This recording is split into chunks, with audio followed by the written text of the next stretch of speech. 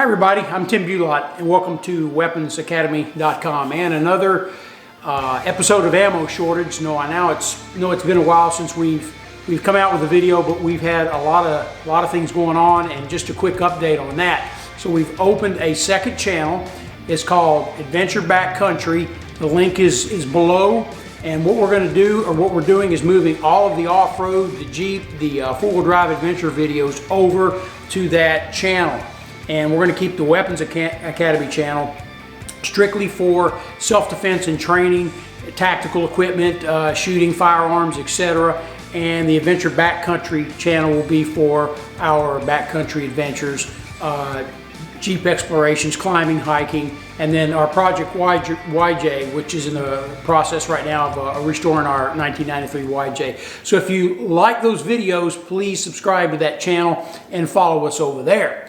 Now, having said that, let's get into today's lesson, okay? So, minimum ammunition, it's still, 9mm is still, 35 to 55 cents a round, depending on where you're looking at it. And one of the best ways to stay sharp on those fundamentals is just shooting at longer distances, okay? So if you shoot at distances beyond which you hope that you never have to go, okay, it makes that close range shot a lot easier. It's the same concept of shooting small targets than when you have a normal size target. You're better prepared for it. So we're going into that over-skilled concept again, where we want to train to a level beyond where we hope that we never have to go. So in this lesson, we're going to work on some of the fundamentals at longer distances, okay, 25, 30, 35 yards, and just see what we can come up with, some drills and exercise to help you maintain your firearms training with a low volume of ammunition. We'll be back.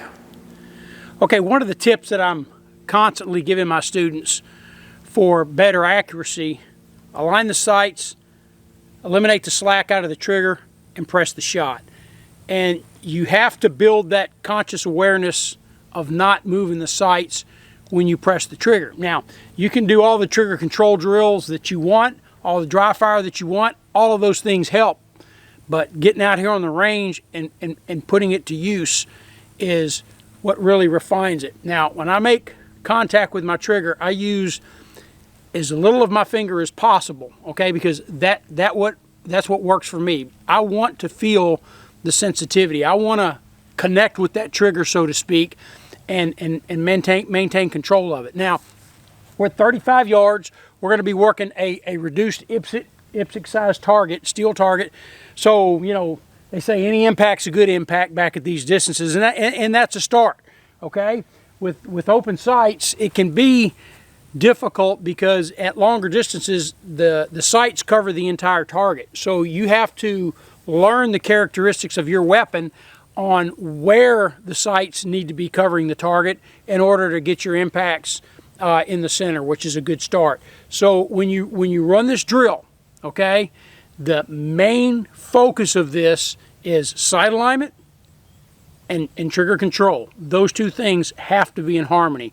If one or the other is out of sync, it's really going to show at this distance. You can get away with that up at 5, 7, and even 10 yards. But out here at 35 yards, if your sight alignment and your trigger control are not in harmony, okay, you're looking at negative impacts. Let's get to work. Some single shots just out of high ready. Let's see what we can come up with, okay? Loading. Okay, just checking my sight real quick. High ready. I've got the eye, the front sight, and the target on the same line. Stand by. Threat. All right out of the gate, good center mass hit. Stand by. Threat. Good, stacked it, one right on top of the other. One more. Stand by. Threat. Loading. All right, so that one went just a little low, so we got two in the center, one down in the abdominal area, okay? So, but for a good start for 35 yards. So you would want to run that, depending on what your ammo situation is, until you're good and comfortable with it, all right? And then what we're going to do is change something. So it's important to keep your drills as you exercise your fundamentals, to constantly work into things that you may encounter, may experience on the street. So we train a lot of police officers out here. So different shooting positions are some of the elements that we would want to cover in our training, and we can do that with a low amount of ammo usage, focusing on the fundamentals. We'll be back. All right, we're going to go from the holster. Stand by.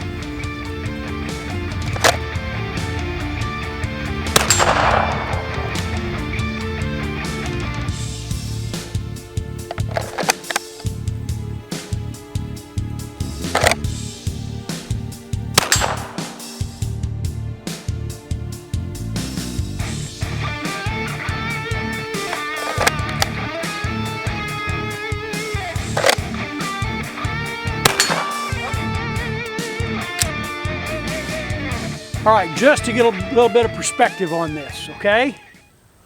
Align the sights, slack out, and press. Now watch my finger. And you can hear that target, that steel target giving us the instant feedback there, okay?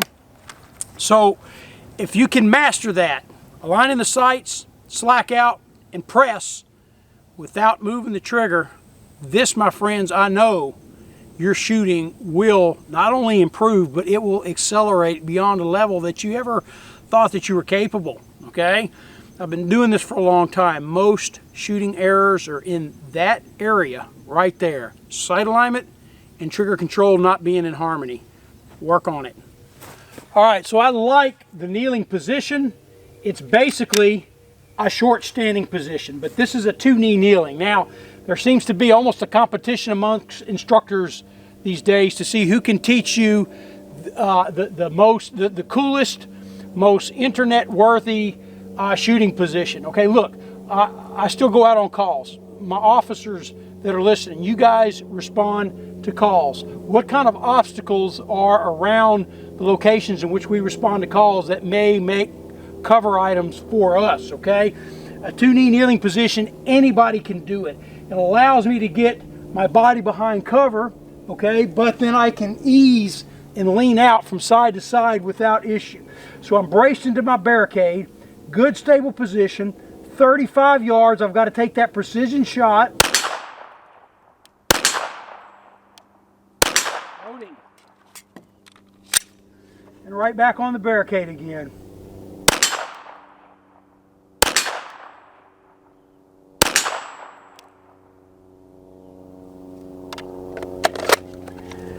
Okay, so if you find yourself at longer distances and you need to make that shot, stability, okay, is your friend.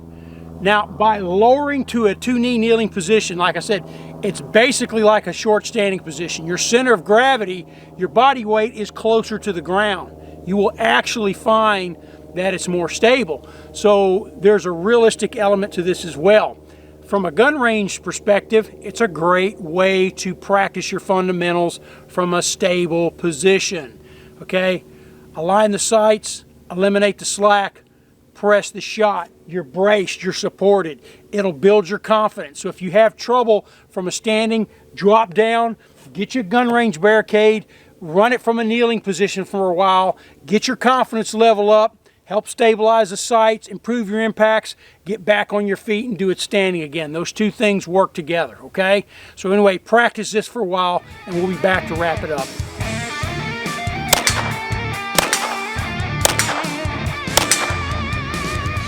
Okay, so I hope you've enjoyed that short lesson on training in an ammo shortage, low volume training, high quality output, high quality results, okay? Remember, align the sights, eliminate the slack, press the shot. Trigger control, sight alignment have to work in harmony. Don't move the sights when you're pressing the trigger is what I'm trying to say, okay? So I utilized less than 30 rounds on that, okay? I didn't drop a single shot. And I'm not saying that in a boastful manner by any means. What I'm saying is I got the best bang for my buck in training, okay? To me, in my opinion, this is equally as important, if not more so, than shooting up close rapid fire. Okay, now you have to have both. It takes numerous rounds on target. We all know that. We see the stats and so forth.